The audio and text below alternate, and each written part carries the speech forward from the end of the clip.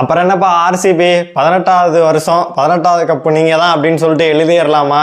டேய் போதுண்டா, ஏதோ நீங்கள் ஃபைனலில் ஏதோ ஜெயிச்ச மாதிரி அப்படி ஒரு ஸ்டேட்டஸ் போட்டுட்ருக்கீங்க, அப்படி ஒரு செலிப்ரேஷன் பண்ணிகிட்ருக்கீங்க அப்படின்னு தான் சொல்லணும். ஐபிஎல் இன்னைக்கு வந்து வாரமாக வந்து ஆரம்பிச்சிருக்கு. டிஃபெண்டிங் சாம்பியனே வந்து ஆர்சிபி அணி பொழந்து கட்டிட்டாங்க அப்படின்னே சொல்லலாம். எங்கேயுமே வந்து ஒரு ஹப்பர் ஹேண்டு போகிற மாதிரி தெரிஞ்சிச்சு. எனக்கெல்லாம் எடுத்தோடனே அவங்க ஒரு விக்கெட் எடுத்தோன்னே அவ்வளோதான் ஆர்சிபி தாண்டா அப்படின்னு நினச்சோன்னே நம்ம கேகேஆர் உள்ள வந்து 110 வரைக்கும் 100 வரைக்கும் பார்த்தீங்கன்னா 10 ஓவரில் 100 அடிச்சிட்டாங்க. வேற லெவலில் இருந்துச்சு. விட்டு கிளின்னு வந்து ரஹானேவும் சுனில் நாரும் கிழிச்சுக்கிட்டு இருந்தாரு. முடிஞ்சு இன்னைக்கு ஆர்சிபி இயல்பு நிலைக்கு திரும்பிருச்சு அப்படின்னு சொல்லி நம்ம நினச்சிக்கிட்டு இருக்கல. பாய் நாங்கள் காட்டுறோம் அப்படின்னு சொல்லிட்டு அங்கேருந்து சரியாக ஆரம்பிச்சிச்சு. கேகேஆருக்கு மேட்ச் முடிகிற வரைக்கும் பார்த்தீங்கன்னா முடிஞ்சு போச்சு. எந்திரிக்கிறாங்களான்னு பாடுறா அப்படின்னு சொல்லிட்டு சுத்தமாக எந்திரிக்கவே முடியலை அப்படின்னு தான் சொல்லணும். ரொம்ப மோசமான ஒரு தோல்வியாக ஆகிப்போச்சு அப்படின்னு தான் சொல்லணும். ஒரு கட்டத்தில் 280 2500 அடிச்சு போடுவாங்களா அப்படின்ற மாதிரிலாம் யோசிச்சுட்டு இருந்தோம். ஃபைனலாக பார்க்க வந்து 274 அதெல்லாம் அடிக்க முடியாட்டி ஒரு 174 தான் அவங்களால அடிக்க முடிஞ்சிச்சு அப்படின்னு சொல்லணும். இன்னைக்கு மேட்ச்சில் வந்து நிறைய சுவாரஸ்யமான விஷயங்கள் எல்லாமே நடந்துச்சு. விராட் கோலி காலில் கூட ஒரு ரசிகர்கள்லாம் வந்து விழுந்துட்டு இருந்தாரு. இந்த மாதிரி நிறைய விஷயங்கள் நடந்துச்சு. எல்லாத்தையுமே நம்ம ஃபுல்லாகவே பார்த்துடலாம். ஹாய் மக்களே, நான் உங்கள் ஷியாம். இந்த ஐபிஎல்லாம் வந்து நிறைய பேர் பார்க்குறீங்க, நம்மளோட ரிவ்யூவும் நிறைய பேர் பார்க்குறீங்க. நம்ம ரிவ்யூக்காக நிறைய விஷயங்கள்லாம் எடுத்து கலெக்ட் பண்ணி பண்ணலாம் அப்படின்னு சொல்லிட்டு பிளான் பண்ணியிருக்கோம். நிறைய வீடியோஸ் போடலாம் அப்படின்னு சொல்லிட்டு பிளான் பண்ணியிருக்கோம். அதுக்கு நீங்கள் என்ன பண்ணணும், இந்த வீடியோ பார்க்கும்போது கொஞ்சம் லைக் பண்ணிவிட்டு பார்த்தீங்க அப்படின்னா கொஞ்சம் நல்லாயிருக்கும். கொஞ்சம் லைக் பண்ணிவிட்டு பாருங்கள். சரி, நம்ம வீடியோக்குள்ளே போயிடலாம். அதாவது இன்றைக்கி எல்லோரும் எதிர்பார்த்தது என்னென்னா ஆர்சிபி இன்னைக்கு என்ன பண்ண போகுது அப்படின்ற ஒரு எதிர்பார்ப்பு அதிகமாகவே இருந்துச்சு. ஃபஸ்ட் டைமாக வந்து ரஜத் பட்டிதார் வந்து கேப்டனாக வந்திருக்காரு. எடுத்தோடனே வந்து நாங்கள் பவுலிங் போட்டு விட்றோம், எங்களுக்கு முடியும், ஈடன் காலம் நம்ம தான் அப்படின்ற மாதிரி வந்து பவுலிங்கை சூஸ் பண்ணார். மழை பெய்யுது, ரெட் அலாட்டு, ஆரஞ்சு அலாட்டு, இன்னைக்கு முடியாது, ஃபஸ்ட்டு மேட்சே 1 பாயிண்ட் தான் அப்படின்னு சொன்ன நிலைமையில் சூப்பராகவே வெயில் சுட்டரிச்சனால மேட்ச்சு சூப்பராகவே நடந்துச்சு. டியூ ஒன்றுமே இல்லை, செம்மையாக இருந்துச்சு அப்படின்னே சொல்லலாம். சரின்னு சொல்லி டாஸை ஜெயிச்சுட்டு பாலை போட்டாங்க.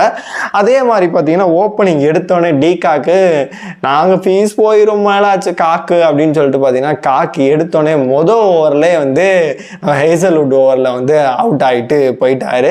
அதுக்கப்புறம் சுனில் நாராயணும் இங்கிட்டு ரஹானேவும் என்னை கேப்டனாக போட்டிருக்காங்க, அங்கிட்டு ஸ்ட்ரேஸ் இருந்த இடத்துல நான் இருக்கேன், இப்போ நான் தான் இனிமேல் அப்படின்னு சொல்லிட்டு வேற லெவலில் வின்டேஜ் ரஹானேவை பார்த்த மாதிரி இருக்கு. ஏன்னா தலைவர் ரிட்டையர் ஆகிட்டான்ற மாதிரி சொன்னீங்க, எங்கே ஆளே இல்லை இந்தியா டீமில், யாரா அது ரஹானே 2.0 அப்படின்ற மாதிரி வேற லெவலில் இன்னைக்கு விளையாண்டாரு அப்படின்னே சொல்லலாம். இங்கிட்ட அவர் விளையாண்டா, இங்கிட்ட சுனில் நாராயண் சொல்லவே தேவை, அவரும் 6 4 போட்டு அடிச்சு நவுத்திக்கிட்டு இருந்தாரு. அவர் ஒரு 5 4 3 6 அடிச்சு பார்த்தீங்கன்னா ஒரு 44 ரன்கள் தேத்தினாரு. இங்கிட்ட ரஹானே பார்த்தீங்கன்னா அரை சதம் 56 அடிச்சு 6 4 4 6 அடிச்சு வேற லெவலில் பேட்டிங் பண்ணாரு.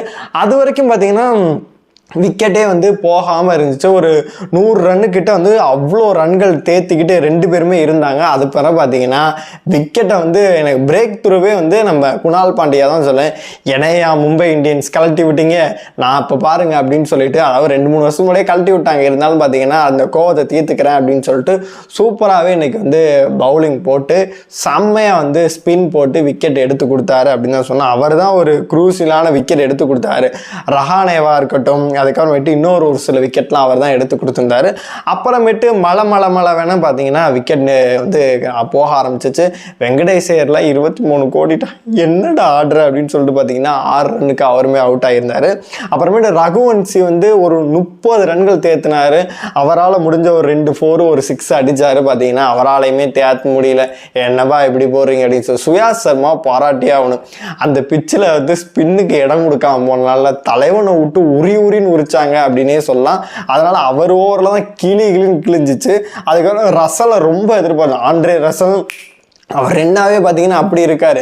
எப்போதும் சொல்லவே முடியாது, திடீர்னு 6-4 அடிச்சு கிழிச்சு விட்டுருவாரு. இன்னைக்கு பார்த்தீங்கன்னா ஒரு 4ஓட ஆஃப் ஆகி போயிட்டாரு அப்படின்னு தான் சொன்னோம். அப்புறம் ரிங்கு சிங்கை எதிர்பார்த்தோம், அவர் ஒரு 12 ரன்னுக்கு பார்த்தீங்கன்னா அவருமே அவுட் ஆகி போயிட்டாரு. அப்புறமேட்டு எல்லாரும் 5-3-4 அப்படின்னு சொல்லிட்டு எல்லாருமே போயிட்டாங்க. இதில் ஹையஸ்ட் விக்கெட் வந்து நம்ம ஆர்சிபியில் எடுத்தது யார் அப்படின்னு கேட்டிங்கன்னா ஹேசல்வுட் வந்து ஒரு 2 விக்கெட் எடுத்திருந்தாரு. நம்ம குணால் பாண்டியா 3 விக்கெட் எடுத்திருந்தாரு. அப்புறம் சுயாஸ் சர்மா வந்து ஒரு விக்கெட் எடுத்திருந்தாரு. அப்புறமேட்டு எஸ் தயால் ஒரு விக்கெட்டும், அப்புறம் சலாம் வந்து அவர் ஒரு விக்கெட் எடுத்திருந்தாரு. 174 அப்படின்னு தான் அடிச்சிருக்காங்க. 175 அடித்தால் எளிய இலக்குடன் களம் இறங்கிய ஆர்சிபி அணி ஓப்பனிங்லேயே விட்டு உரின்னு உரிச்சுக்கிட்டு இருந்தாங்க. கொன்னுட்டாங்க அப்படின்னே சொல்லணும். வேற லெவலில் விளாண்டாங்க. பேட்டிங் எல்லாம் அசுரத்தனமா இருந்துச்சு. அது எடுத்தோடனே வந்து நம்ம சால்ட்டெல்லாம் இறக்குறேன் டீமாப்ல என்னையா இது பண்ணுறீங்க, நான் அடிக்கிறேன்டா அப்படின்னு சொல்லிட்டு விட்டு வேற லெவலில் சம்பவம் பண்ணிக்கிட்டு இருந்தார். அவர் 56 ரன் அடித்தார் சூப்பராகவே. 31 பால்களில் எத்தனை 9 4 2 6 இதிலே பார்த்தீங்கன்னா ஒரு 40 ரன்னுக்கு மேலே வந்திருக்கும் அப்படின்னு தான் சொல்லணும். 40-45 ரன்கள். அவர் சிங்கிள் தட்டுறது கம்மி தான், ரன்னு 6-4 அடித்தது தான் அதிகமாகவே இருந்துச்சு. ஒரு சைடு அவர் வந்து ஒரு 6வது கீரை போட்டு இப்படி அடிச்சுக்கிட்டு இருக்கணும். இங்கிட்ட வந்து விராட் கோலி 2-3 போடுவோமா வேணாம் மாப்பிள்ள அப்படின்ற மாதிரி இருந்தார். அப்புறம் பார்த்தீங்கன்னா அவர் அவுட் ஆன பிறகு இங்கிட்டு இவரும் பார்த்தீங்கன்னா வேற லெவலில் பேட்டிங் பண்ண ஆரம்பிச்சிட்டாரு. கடைசி வரைக்கும் ஸ்டாண்டிங்கை போட்டு விராட் கோலி தான் நின்றுக்கிட்டு இருந்தார் அப்படின்னே சொல்லலாம். அப்புறம் குலாபிகோ கிறிஸ்து படிக்கல்லு கிறிஸ்து அவர் வந்து விளையாடுவார் அப்படின்னு சொல்லிட்டு எதிர்பார்த்துட்டு இருந்தோம். ஒரு 4 போட்டு நானே ஃபார்ம் இல்லை மாப்பிள்ள 10 ரன் வச்சுக்க அப்படின்னு சொல்லிட்டு அவரும் பார்த்தீங்கன்னா அவுட் ஆகிட்டு போயிட்டாரு. அப்புறமேட்டு கேப்டன் பட்டிதார் வந்தார். கேப்டனை வேற போட்டிருக்கீங்க, எவ்வளோ ரன்னு நண்பா வேணும் அப்படின்ற மாதிரி லெஃப்ட் ஹேண்ட்லேயே அடிக்கிறாரு. பார்த்தீங்கன்னா 5-4 ஒரு 6 அவர் விட்டு பொலன்னு பொழந்துட்டு சரி இது போதுங்களா வரட்டுங்களா அப்படின்னு சொல்லிட்டு பார்த்தீங்கன்னா அவுட் ஆகிட்டு அவருமே போயிருந்தார். அப்புறம் லியாம் லிவிங்ஸ்டன் இறங்பாய் முடிச்சு விட்டே போயிடலாம் அப்படின்னு சொல்லிட்டு பார்த்தீங்கன்னா வந்தார். ஒரு 6 மாப்பிள்ள 2-4 முடிச்சு விட்டு மேட்சை முடிச்சுட்டு கிளம்பு அவ்வளோ இதுக்கு போய் விளையாண்டுக்கிட்டு அப்படின்னு சொல்லிட்டு பார்த்தீங்கன்னா அவருமே முடிச்சு விட்டு போயிட்டாரு. வருண் சக்கரவர்த்தி ஓவரை பார்த்தீங்கன்னா கிழிச்சு விட்டாங்க. சாம்பியன்ஸ் ட்ராஃபியில் 9 விக்கெட் எடுக்கிறியா, எங்கள்கிட்ட வந்து எடுத்துக்காட்டு அப்படின்னு சொல்லிட்டு பார்த்தீங்கன்னா அவர் ஓவர் வந்து கிளிச்சு விட்டாங்க. அரோரா மட்டும் ஒரு விக்கெட் எடுக்க முடிஞ்சு. அப்புறமேட்டு சக்கரவர்த்தி ஒரு விக்கெட்டு, அப்புறமேட்டு சுனில் நரேன் ஒரு விக்கெட் தான் எடுக்க முடிஞ்சு. மற்றபடி யாராலையுமே விக்கெட் எடுக்க முடியலை. அதனால வந்து அவங்க எளிய இலக்கை வந்து பார்த்தீங்கன்னா சீக்கிரமே எட்டிட்டு இன்னைக்கு தூங்க போகணும் அப்படின்னு சொல்லிட்டு பார்த்தீங்கன்னா சீக்கிரமே எட்டிட்டு போயிட்டாங்க. 16 ஓவர் 2 பால் இதிலே முடிச்சு விட்டு போமாப்ல அப்படின்னு சொல்லிட்டு பார்த்தீங்கன்னா 177 அடிச்சுட்டு 3 விக்கெட் இழப்புக்கு பார்த்தீங்கன்னா அழகாகவே போயிட்டாங்க. முதல் முறையாக ஆர்சிபி இப்படி ஒரு வெறித்தனமான பேட்டிங் விளாண்டு, பேட்டிங்காக இருக்கட்டும் பவுலிங்காக இருக்கட்டும் ஃபீல்டிங்காக இருக்கட்டும் வெறித்தனமான விளையாண்டு பார்க்கும்போது ரொம்பவே சந்தோஷமாக இருக்குது. நிறைய பேர் இந்த தடவை என்ன சொல்கிறாங்க அப்படின்னு கேட்டிங்கன்னா கண்டிப்பாக இந்த தடவை ஆர்சிபி இந்த கோப்பையை வாங்கணும் மாப்பிள்ள அப்படின்னு சொல்லிட்டு எதிர்பார்த்துட்டு இருக்காங்க. ஆரம்பமே இவ்வளோ சூப்பராக அமைஞ்சனால அவங்களுக்கு அடுத்து ஒரு பூஸ்டப் கொடுக்கும் அப்படின்னு தான் நினைக்கிறேன். அடுத்து வர போட்டிகள் எல்லாத்துலேயும் பார்த்தீங்கன்னா இன்னும் சூப்பராகவே அவங்க விளையாடுவாங்க அப்படின்னு சொல்லிட்டு எதிர்பார்த்து காத்திருக்கலாம். ஓப்பனிங்லாம் கூட நினச்சேன் என்னடா அவ்வளோதான் மாப்பிள்ள போலருக்கு 100 ரன் கொடுக்குறாங்க பல ஆர்சிபியா அப்படின்னு நினச்சேன். இல்லை இருங்க அப்படின்னு சொல்லிட்டு ரொம்ப தரமாகவே விளையாண்டுருக்காங்க. அப்புறம் ரசிகர்கள்லாம் ரொம்ப கொண்டாட்டத்தில் இருக்காங்க. ஒருத்தர் வந்து உள்ளே ஓடி வந்து விராட் கோலி காலிலெல்லாம் ஒருத்தர் பார்க்க முடிஞ்சிச்சு.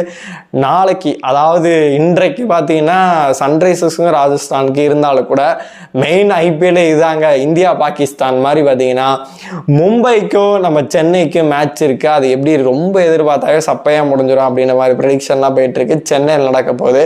அந்த மேட்சை பற்றி ப்ரெடிக்ஷன் வீடியோ எல்லாத்தையுமே அடுத்தடுத்து நான் அப்டேட் பண்ணுறேன். அதுக்கு நீங்கள் என்ன பண்ணணும், நம்ம சேனலை சப்ஸ்கிரைப் பண்ணி வச்சு லைக் பண்ணி வச்சுக்கோங்க.